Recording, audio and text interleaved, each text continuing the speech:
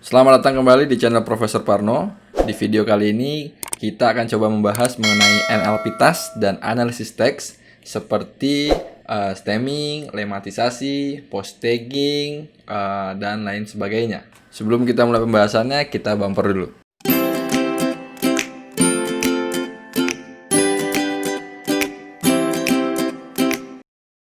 Oke, kita masuk ke pembahasannya. Yang pertama, gue bakal coba jelasin ke kalian apa saja sih yang dimaksud dengan NLP task ataupun analisis teks. Pada NLP itu ada beberapa task-task yang digunakan biasanya sebelum melakukan proses lebih lanjut. Yang pertama biasanya disebut dengan tokenization, ada post tagging, POS tagging, maksudnya adalah part of speech tagging, name entities recognition, stemming, dan lemmatization. Untuk penjelasan satu persatu, kita akan masuk ke dalam ini terbalik ya, tokenization maksudnya. Jadi tokenization itu memecah teks menjadi beberapa bagian.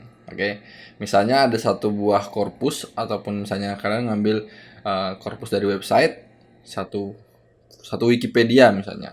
Nanti di bagian paragraf per paragraf itu sebagai input, kita akan memecahnya menjadi beberapa bagian. Nah, itu adalah tokenization. Jadi ini menipu sekali ya. Tokenization bisa dalam bentuk unigram ataupun bigram. Nah, unigram itu satu kata per satu kata, sedangkan bigram itu dua kata dua kata. Misalnya kalian mau bagi menjadi tiga-tiga juga tidak masalah. Yang jelas proses tokenization ini adalah proses membagi teks menjadi beberapa bagian. Bisa satu kata ataupun lebih. Tokenization juga digunakan untuk menghapus karakter ya. Maksudnya misalnya ada punctuation atau ada koma, ada titik ataupun karakter-karakter lain yang sekiranya tidak diperlukan. Oke, itu akan dibuang dan dihilangkan, dibersihkan lah istilahnya pada proses tokenization ini.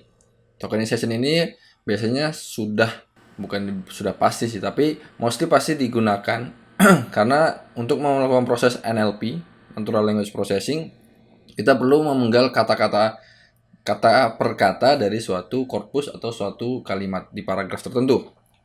Kalau tidak seperti itu, kita akan kesulitan dalam melakukan tahapan-tahapan selanjutnya. Misalnya kita mau melakukan POS tagging dan lain sebagainya. Selanjutnya POS tagging. Jadi part of speech tagging ini pengkategorian suatu kata. Misalnya dia adalah kata benda, kata kerja, kata sifat, dan lain-lain. Ini sudah pernah dibahas di video sebelumnya. Linknya gue kasih di atas.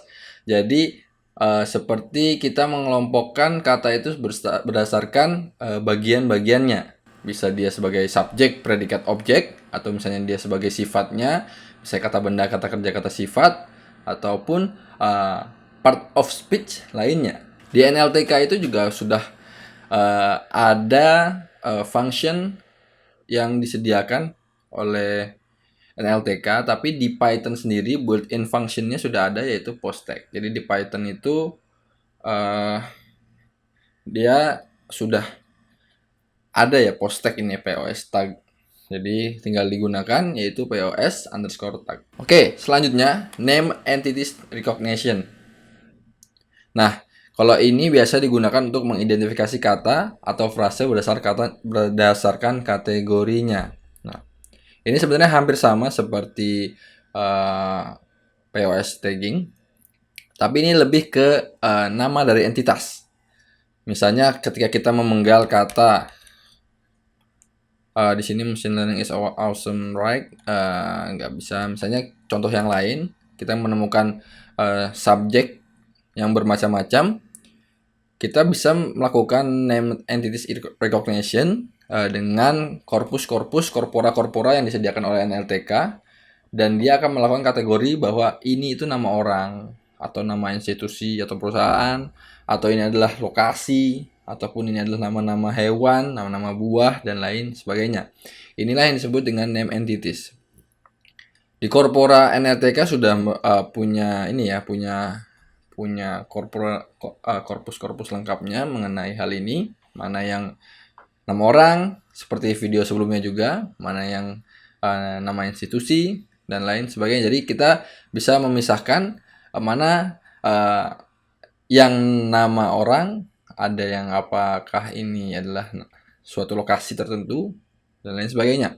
Nanti sehingga kita bisa melakukan keputusan apakah name entity ini kita gunakan pada NLP, proses NLP kita, ataupun nanti kita akan buang. Itu tergantung dengan kebutuhan dan tergantung dengan objek dari NLP test yang akan kita lakukan. Untuk yang selanjutnya adalah stemming dan lematisasi. Jadi ini yang paling biasa digunakan ketika kita mau membersihkan suatu kata, suatu korpus, atau suatu kumpulan kalimat, kumpulan kata yang kita gunakan. Jadi ketika kita menggunakan data, misalnya data dari halaman Wikipedia, mungkin saja itu sudah cukup baik terhindar dari typo. Jadi stemming dan lematisasi ini juga bisa menghilangkan typo. Karena pada dasarnya stemming ini adalah proses pengembalian kata menjadi kata dasar. Dengan lematisasi juga sebenarnya sama seperti stemming, tapi bisa dibilang lematisasi adalah up level dari stemming. Dia lebih rigid dan lebih clear. Nanti akan gue contohkan kenapa dia bisa disebut lebih clear dan lebih lebih baik dalam melakukan pembersihan dari suatu kata. Jadi pada dasarnya dia mengembalikan kata ke dalam kata dasar. Dan juga ini karena dia mengembalikan kata menjadi kata dasar, sehingga dia juga bisa menghindari kita dari typo-typo dengan maksud yang kurang bisa dimengerti. Contohnya adalah memalukan, misalnya kata dasarnya menjadi malu, ataupun untuk membersihkan typo, biasanya misalnya kita ketik halo, O-nya sampai banyak, dia akan kembalikan dia menjadi kata dasar dengan O yang seharusnya, jumlah O yang seharusnya. Jadi ini sangat penting, terutama sering digunakan ketika kita melakukan proses NLP pada sosial media yang dimana kata-katanya itu bebas, seperti Twitter, komen Facebook, komen Play Store, dan lain-lain.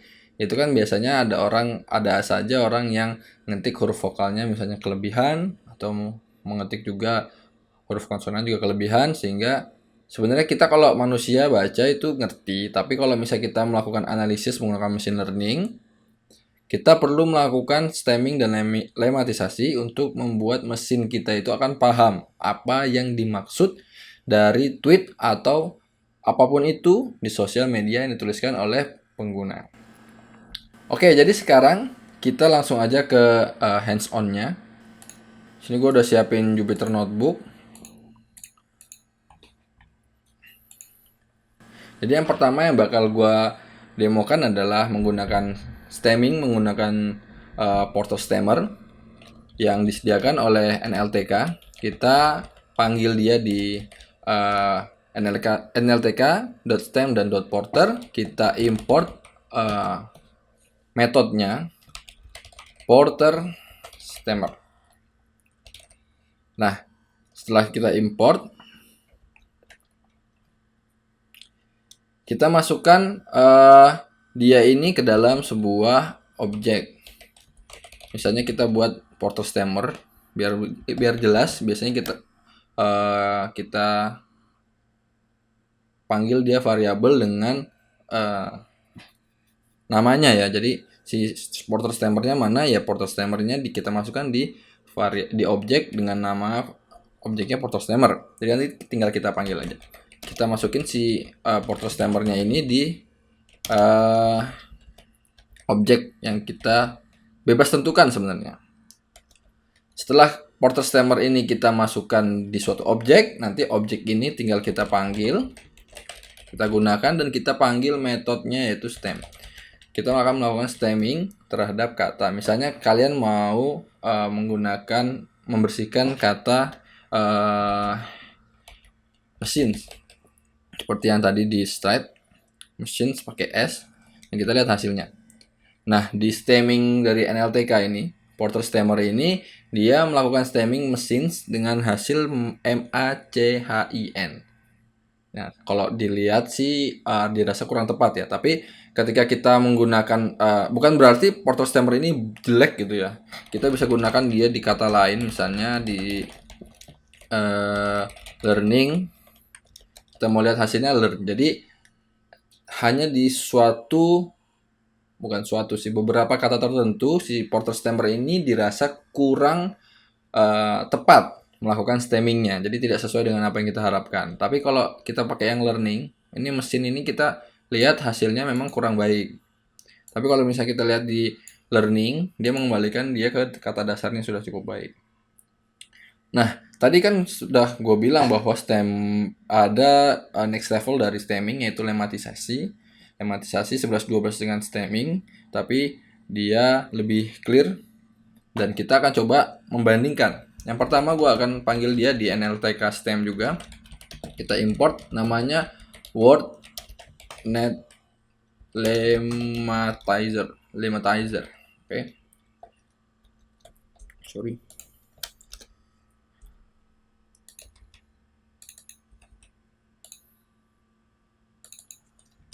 WordNet Lematizer. Oke, ini udah gue panggil. Kita masukkan dia di Lematizer. Kita biar lebih mudah. Kita panggil dia Lematizer, atau misalnya kalian panggil Porter Stemmer ini, kita masukkan di objek stemmer atau yang lain-lain. Biar kita tahu mana sih stemmernya, mana sih Lematizernya. Kita masukkan dia ke objek Lematizer kita. Dan sebelum itu, karena kita pakai Corpus WordNet, kalau kalian sudah download NLTK-nya tidak masalah, tapi kalau kalian belum download Corpora atau Corpora dari WordNet di NLTK, kalian perlu melakukan import NLTK dan melakukan download NLTK seperti video sebelumnya terkait dengan WordNet. Oke, ini sudah selesai. Package WordNet is already up to date. Jadi WordNet, Corpora WordNet kita sudah kita download karena kita mau melakukan lematisasi menggunakan WordNet. Oke, karena kalau belum di download itunya WordNet ini kita akan menemukan error. Ketika WordNetnya sudah kita download, kita bisa pakai si WordNet Lematizer-nya yang mana sudah kita masukkan ke objek Lematizer. Kita panggil lematize. Kita panggil misalnya yang tadi awalnya agak kurang bagus, yaitu mesin. Kita lihat outputnya seperti apa di Lematizer. Dia berhasil mengembalikan mesin ke mesin ya, mesin yang sebenarnya Machine, yang mana pada stemmer Porter Stemmer dia menghasilkan MACHIN, yang mana ini kurang tepat. Kalau kita menggunakan Lematizer, dia menghasilkan hasil yang cukup tepat. Kalau kita gunakan lagi, kita kopas saja. Untuk kata yang sama, yaitu learning, kita akan menghasilkan hasil yang sama. Jadi si WordNet ini menganggap learning ini adalah sudah merupakan kata dasar. Nah, beda dengan Porter Stemmer, dia menganggap learning ini bukan kata dasar, tapi learn adalah kata dasar dari learning. Pakai stemming atau pakai lemmatization, ini adalah dua hal yang sama namun sedikit berbeda hasilnya. Maka dari itu tergantung dari objek penelitian atau objek tes NLP yang kita lakukan, itu memerlukan objek yang seperti apa objek hasil yang kita inginkan seperti apa. Itulah keputusan yang nanti akan kalian perlu buat ketika akan menggunakan stemming ataupun lemmatisasi. Mungkin cukup sekian video dari gua. Jangan lupa untuk di like dan share ke teman-teman kalian sekiranya konten ini adalah konten yang bermanfaat. Jangan lupa untuk subscribe channel Profesor Parno dan klik tombol loncengnya supaya kalian mendapatkan informasi ketika Profesor Parno melakukan upload video terbaru. Thank you for watching and see you in the next video.